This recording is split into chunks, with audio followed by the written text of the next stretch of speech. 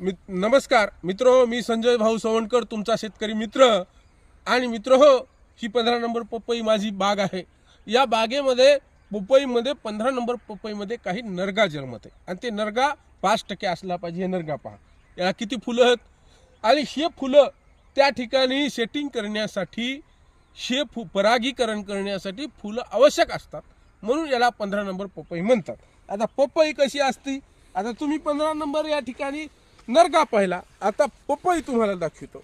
आणि ही पपई कशी आहे हे पहा, याच्यामध्ये हे हे हे पहा, पपईचे आता या ठिकाणी फुलं, ते नरग्याची फुलं येतात आणि पपईला असे फुलं येऊन पपई अशा प्रकारची 15 नंबर पपईमध्ये हे पपई अशा प्रकारची असते।